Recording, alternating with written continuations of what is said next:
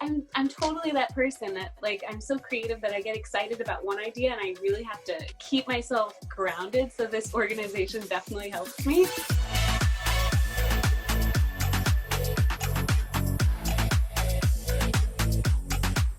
Good morning, everybody, and welcome to Virtual Coffee Break with Bublup. I'm your host, Wade Sellers, and today I've got an awesome guest for you. I have a YouTuber, a content creative. She is all about New York City, architecture, food, portrait, and she is here with us. Her name is Jennifer OBrien. Jennifer, good morning to you. Good morning. I'm so glad to be here. Thanks so much for having me. Well, I know who you are, but I don't know if our audience does. So would you give a moment to introduce yourself and what you're doing on YouTube and kind of where your business goes? Yes, so I am Jennifer OBrien on YouTube. I am a YouTuber and all-around creative. I do a little bit of everything. So I have started a blog about 5 years ago called thetravelwomen.com. And through that, I've been able to share my travel experiences and other women's travel experiences, from inspiration to destination-specific guides, videos, a little bit of everything on that. And on our Instagram, to over 100,000 amazing community members. And I have just had so much fun creating everything for that. So I love doing creative things, and I am constantly looking for all the storage for all of these photos and videos. So that is where Bublup comes in, and I love using you guys for storage. I love that you're bringing up storage, because that's the topic that I want to talk about today. I feel like this is the #1 headache. Whether you're a photographer, professional, personal, or you just snap photos of your kids, it always comes down to, where do all of these photos live? How can I retrieve them and actually organize them in some sort of logical way?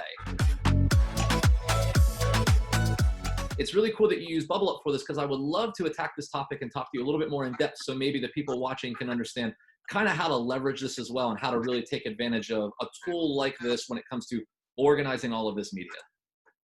Absolutely. So I have, even before I was a full-time professional photographer and videographer, I constantly had this problem of taking way too many photos. And I think I was accidentally paying extra money every month to Apple to store all the photos, extra money to Dropbox, and all these different sources to have an additional digital copy. And I am so happy that I've gotten rid of all of that, and I've just streamlined it so that I have Bublup as my main digital storage. You sound like you have a system in place. So you go by year, location, and break this down. Can you just explain that a little bit more from like the sense of you're using Bublup for that, and potentially how you find things once you store them in that system? Absolutely. So I am like really sort of OCD with my system, because I've had the first year of taking professional photography and video more seriously. I didn't have a system. It was so hard for me to find all of the footage because it was in 5,000 different places. And when I was finally realizing, okay, I need a system, I looked at some of my favorite YouTubers and photographers and how they did their systems. And then I sort of combined, oh, I like that this person does that person does this, but I have more, trip related things. So I kind of combined all of it to figure out, okay, my system is definitely going to go by year, because I do this every year. And then from the year, I'll do one folder that says 2020, for example. And then underneath that, I'll have subfolders that'll have each month. So it'll be January all the way down, and I'll start it by, I'll actually number them as well. So it'll be 1 space January. So it just keeps it very easy. And then I will, in the January folder, have, if I take a bunch of photos on January 22nd, that will have its own name, but I'll make sure to name it as well, so that it has, sunset, rooftop, and then the name of the rooftop or whatever it is, so that I can easily Google, sort of search in Bublup right there and just search for it and say, okay, I need a sunset, I need a rooftop, I need a time lapse, I need that Westlight rooftop or whatever it is. And then I can find it very easily by searching in my Bublup. So that makes my life so much easier. Are your media all coming from different areas, like different hardware devices? Definitely. So it is a lot from my phone, a lot from my camera. Sometimes I'll put even the final video. So if in, July, for example, I did 2 videos for a client, I can put them in that folder so that I have the backups, but then I will also make sure that I have a special folder for that client. And then in that client folder, I will have the videos labeled and everything. If they had maybe an assignment for an Instagram, I'll put that photo there for the Instagram, and then I'll put a note of this is what the Instagram caption would have been. And that is such an easy way for me to get client approval is here's everything you need for that July campaign all in one place. And it has that client folder labeled and everything.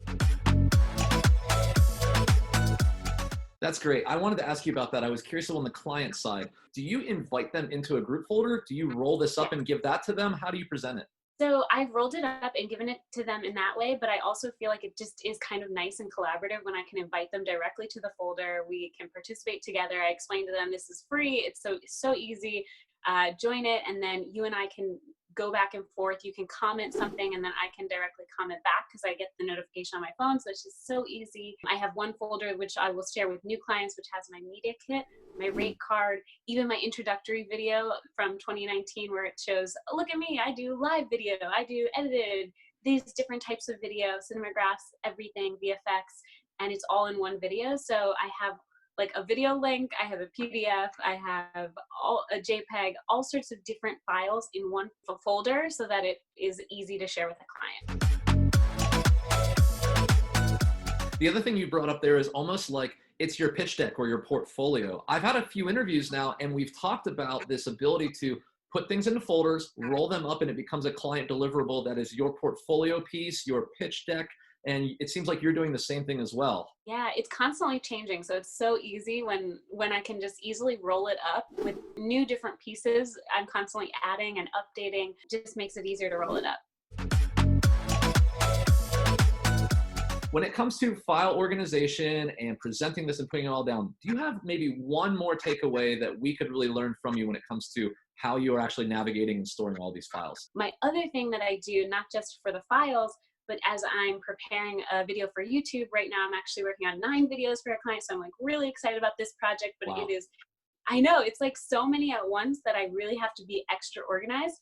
So I have 3 different themes for each of the 3 videos for each month. And then I put subfolders so that I can sort of organize from the ideas. Okay, then I need to get to the filming stage.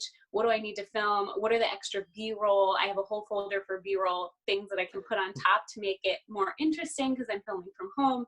And then after that, I have, editing and what stages it's in. So my little subfolders kind of keep me moving through the process of editing.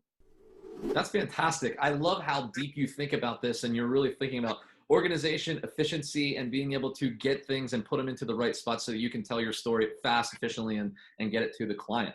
That's awesome. Jennifer, this is amazing info. I'd love to continue the conversation on. We are a little short on time here. So Jennifer, is there any way that someone would reach out to you if they want to ask you any further questions into this? Absolutely. Please feel free to follow me on Instagram, Jennifer's Camera. I am constantly responding back to DMs. People have questions about New York City, the subway, anything, videos, how I make things on YouTube. I got you. Just send me a DM. You're an open book. That's awesome. Yeah. I love that. Okay, well, all the description and the detail on where to find her is down in the description below. Jen, thank you so much for taking a moment to talk to us today. I really appreciate it, and I hope we can get you back on soon. Yeah, sounds good. So wonderful to talk to you. Thank you so much for your time. You're so welcome. Cheers to you.